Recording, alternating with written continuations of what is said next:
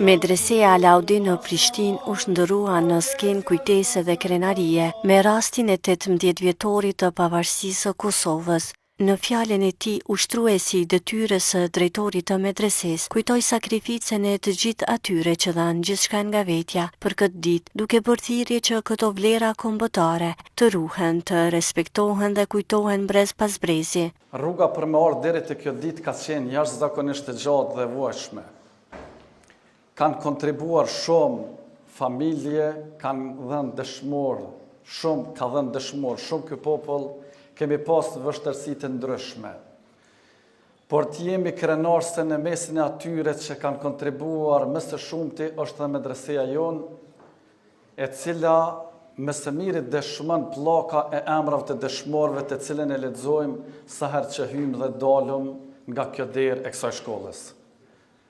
Në këto klasë që i kemë sipër dhe në bankat e kësaj shkolle, nxënësit e asaj kohe u edukuan mirë se si kuptohet feja, apo të thëmë mësuan mirë se si kuptohet feja e si duhet të ruhet atë dheu.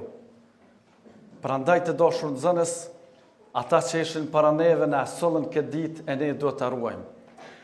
Nëse ka qenë obligim i rinisë së viteve të 90-ta të kapin pushkën e të dhënë gjakun, obligim për ne është ta kapëm libren e ta dhëm djersën, që këtë emanet ta ruajmë e ta zhvillojmë e vendin tonë të avancojmë.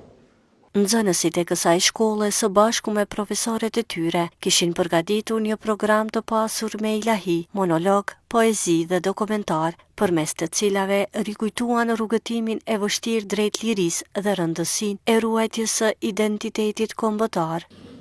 Një tokë ku fjalët janë thënë pak, por janë besuar shumë. Por në natë nuk kam folur për frikën, por e kanë mbyllur atë në zemër dhe e kanë kthyer në dyre. Me dërguan Ismail Qemali, komandanti legjendar Adem Jashari, me dërguan gjithë dëshmorët e lirisë. Ke formën e sofrës së dasma më të kuqe, je e tashmja dhe e ardhmja ime. Ky program tashmë është bërë pjesë e traditës së medresesë Alaudin, e cila çdo vit shënon për vjetorin e pavarësisë së Kosovës përmes aktiviteteve edukative dhe kulturore.